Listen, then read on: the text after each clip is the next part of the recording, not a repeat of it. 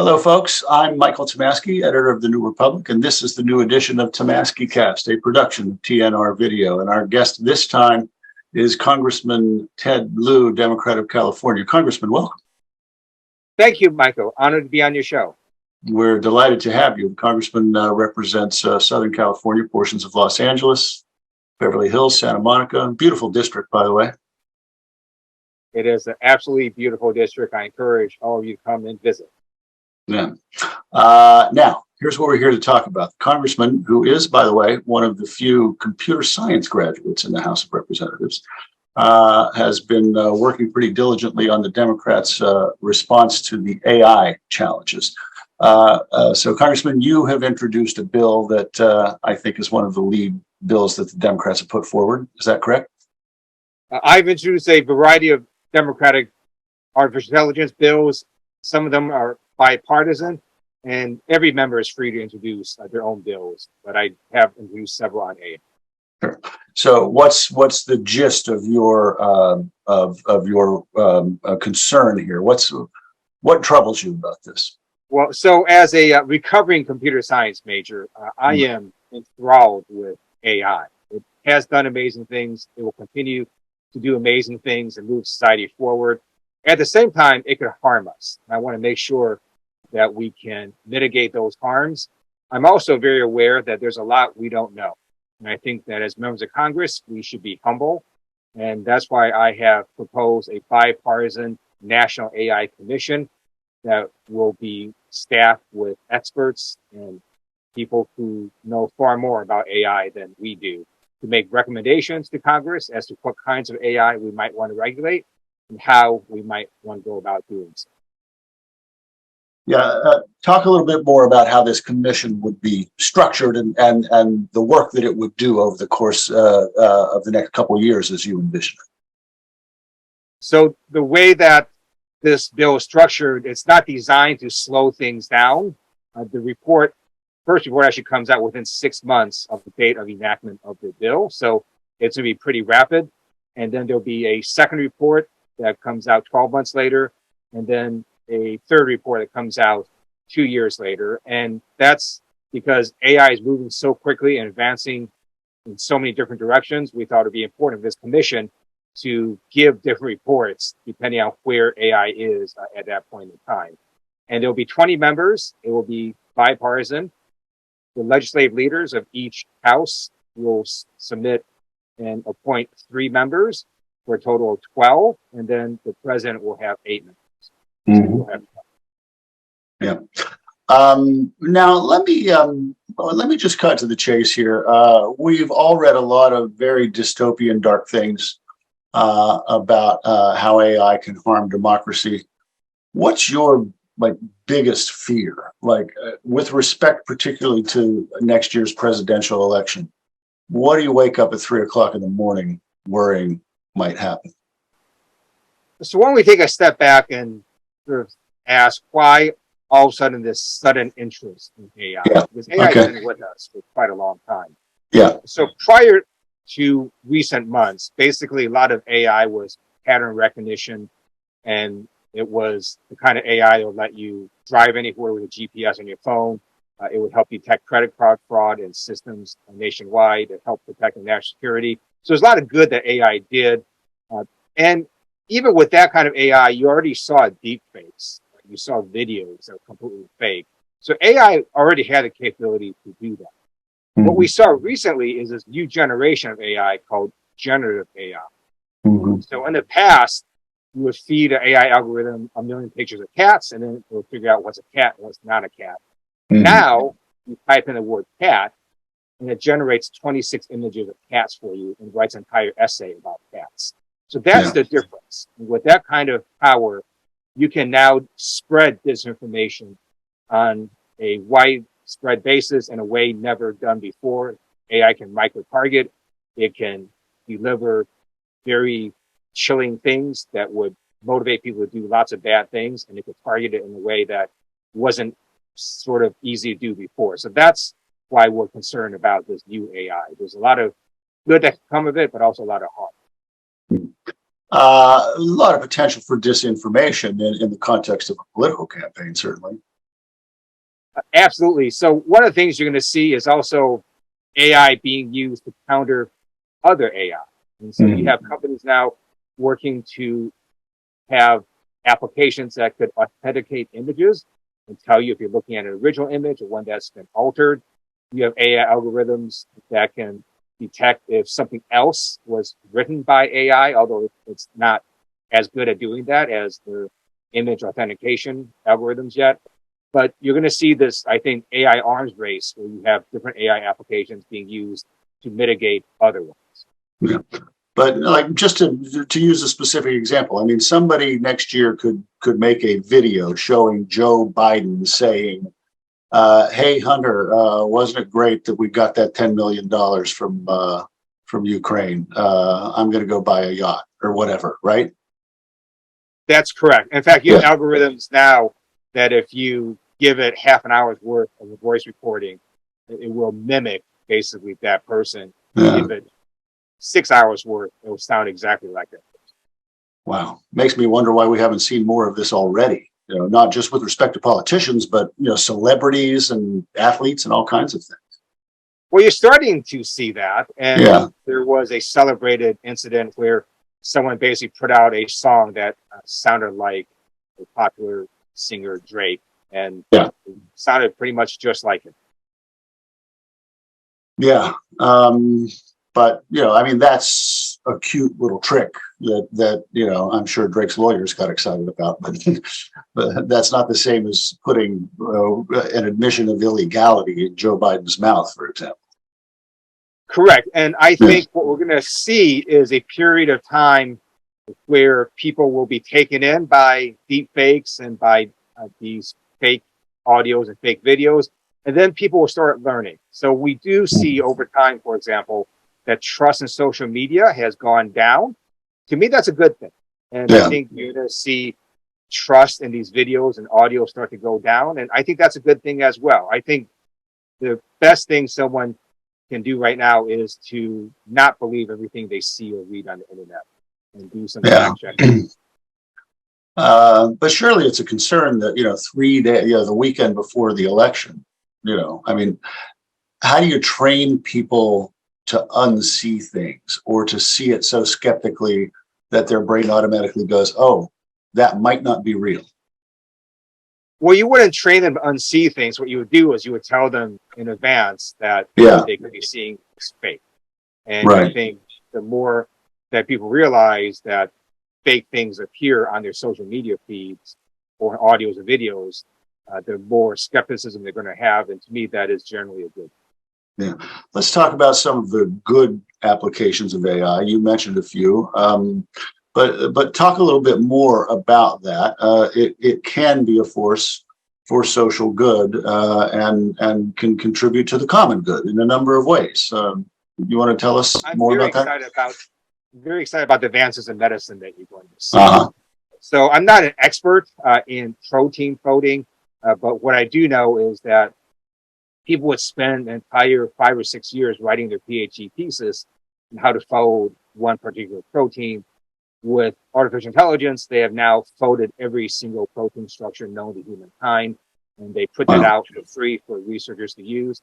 So you're going to start seeing some amazing developments in science and medicine to treat all sorts of diseases. And that is a very exciting part of AI. Yeah. Any other applications? Well, so again, in the field of medicine, what we do know is millions and millions of people have a certain kind of diabetes that can lead to blindness.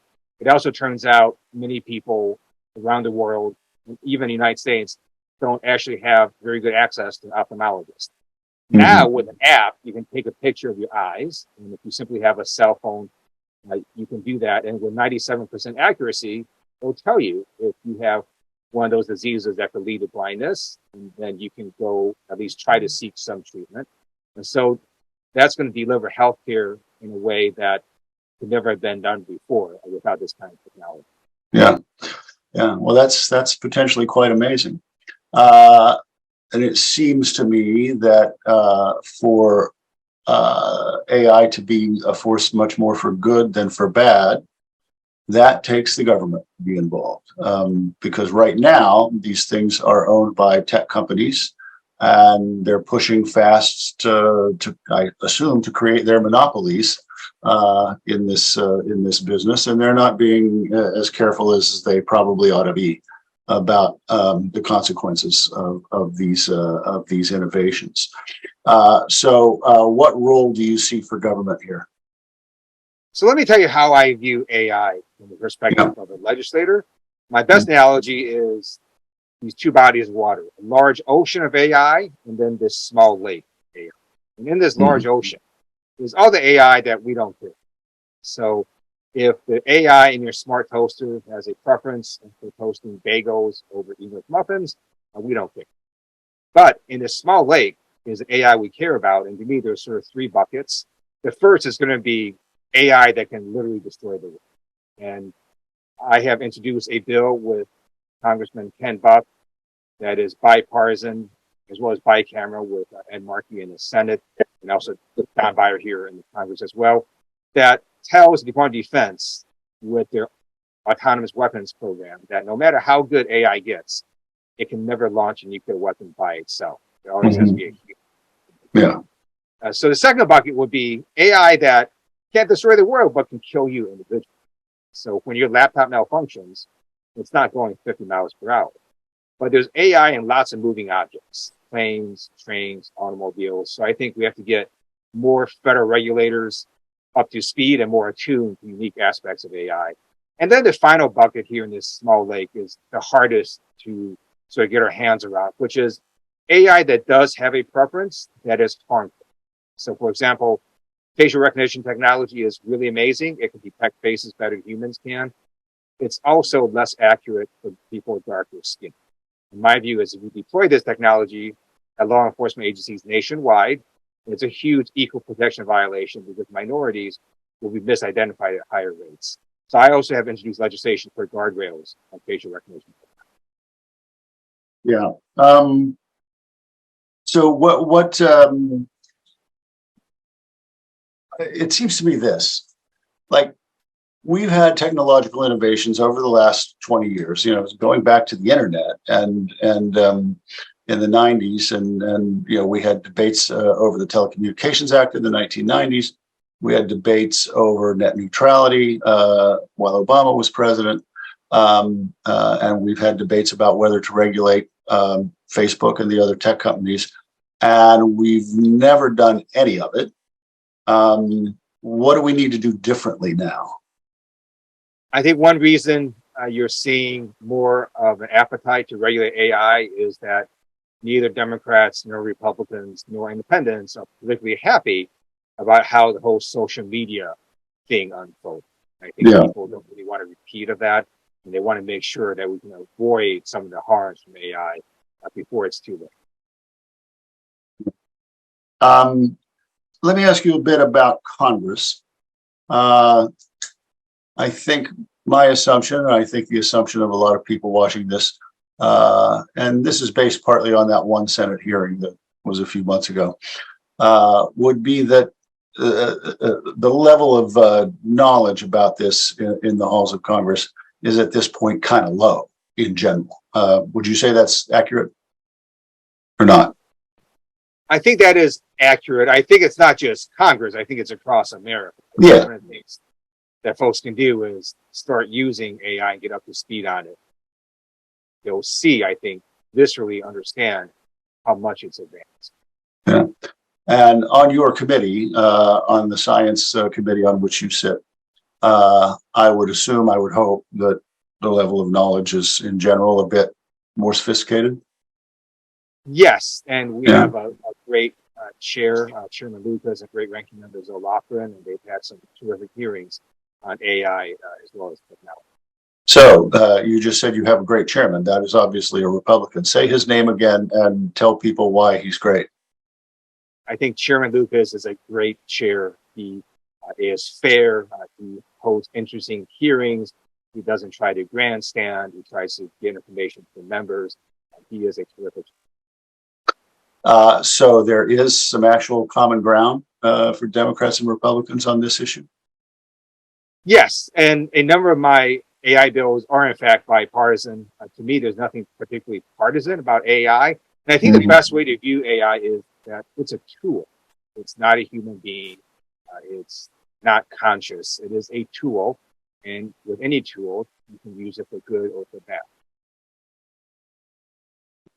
So talk about some of the some progress the committee's made so far, some of the hearings, and your sense of where things stand within the committee.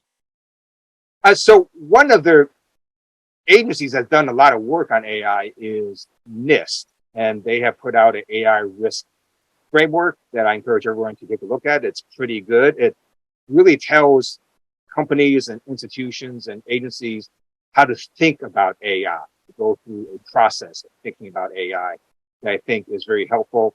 And so we had a hearing not only about that issue, but also about what kind of funding does NIST need to deal now with the interest in AI and sort of the advancements that we're seeing in AI. There's also a hearing just on artificial intelligence in general with a variety of experts, some of whom talk about the risks of AI, some of whom talk about some of the benefits. And so a lot of information is being provided to the members of the committee and anyone who's watching these open hearings. So you think the chairman and some Republicans will be potentially open to some form of regulation of artificial intelligence? I do. And I think what we want to balance, both Democrats and Republicans, is how do we make sure we can have innovation continue in AI and harness the benefits of AI, but prevent some of the harms that could happen.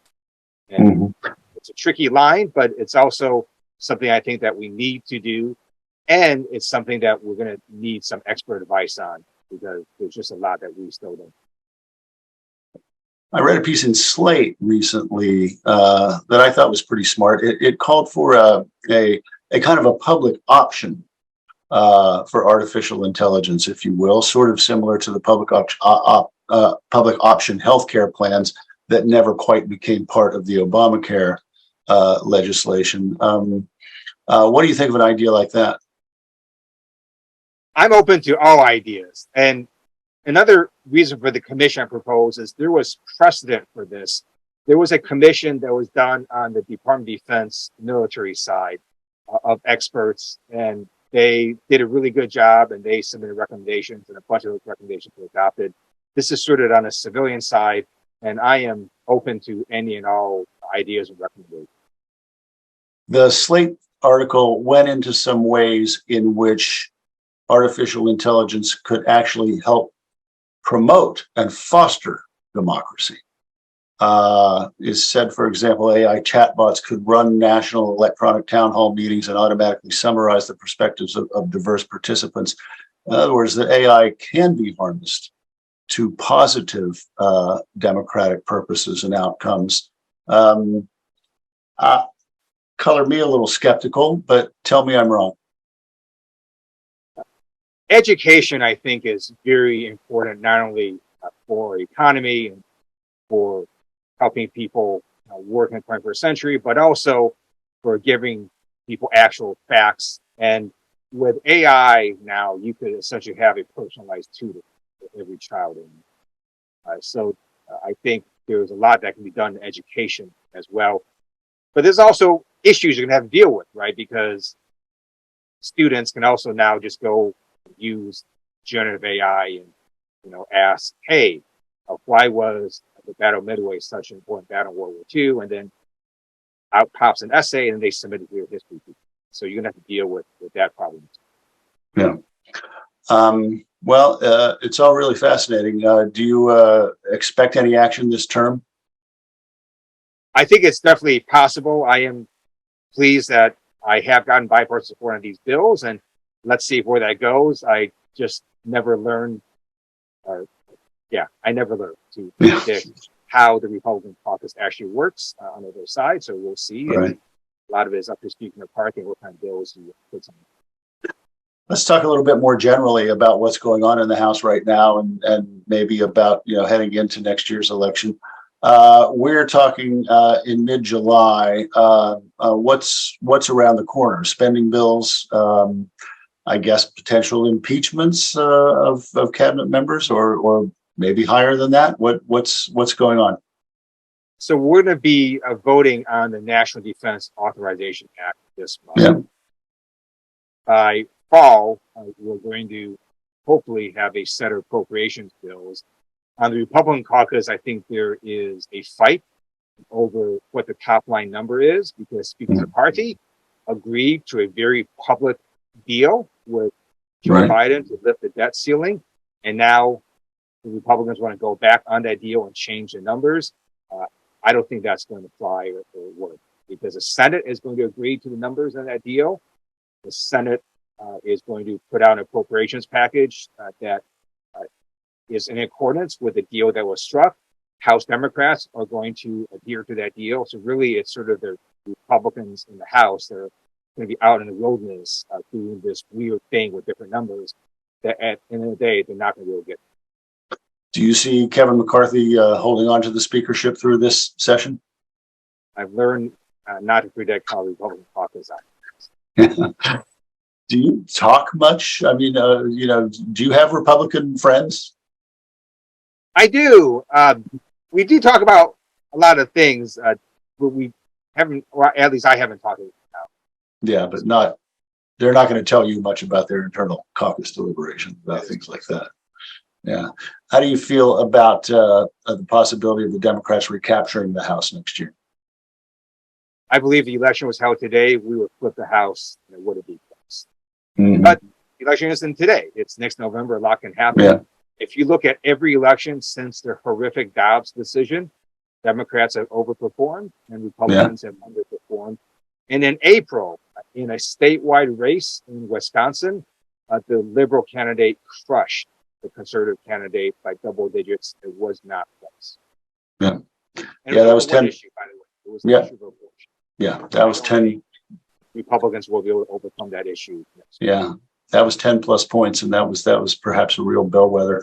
A lot of the action is going to be just a little south of you in Orange County, where there are some hotly contested races. Can you talk for a minute about those, since they're local to you? Sure. There are a number of districts in Orange County, 3 to 4 of them, that either party believes it can flip any given cycle. And again, I think the abortion issue is going to be very salient, not just nationwide, but also in Southern California, especially with some of these actions now where Republicans and conservative courts are trying to prevent the abortion pill from being delivered to different places, including California. And now it's really affecting not just women in red states, but also women in blue states as well. Have you endorsed in your Senate race Adam Schiff, Katie Porter, Barbara Lee, others? All 3 of them would be outstanding members of the U.S. Senate. I have endorsed Adam, known him the longest, to be a great senator. Yeah. Last question about the presidential election. It's close. You look at the polls, we're a long way out, obviously, but it's closer than it feels like it ought to be, considering that the other guy is Donald Trump. So how do you size it up? Again, if the election was today, Joe Biden would win. It would not be close, because Joe Biden is going to win Wisconsin, Michigan, Pennsylvania, and basically that's the entire election. As long as Joe Biden wins those states again, he could lose Arizona, he could lose Georgia. He's not. He'll win those states as well. But as long as Joe Biden holds on to the blue wall of those 3 states, pretty much the election is over. Democrats are going to win the presidency. You see any states that could flip from red to blue? Oh, yes. I think North Carolina would be in play. Mm-hmm. I think, depending on how crazy Governor DeSantis gets, I think possibility of Florida. So we'll see. Congressman Ted Lieu of Southern California, 36th District. Good luck with your work on artificial intelligence, and thanks for joining us. Thank you.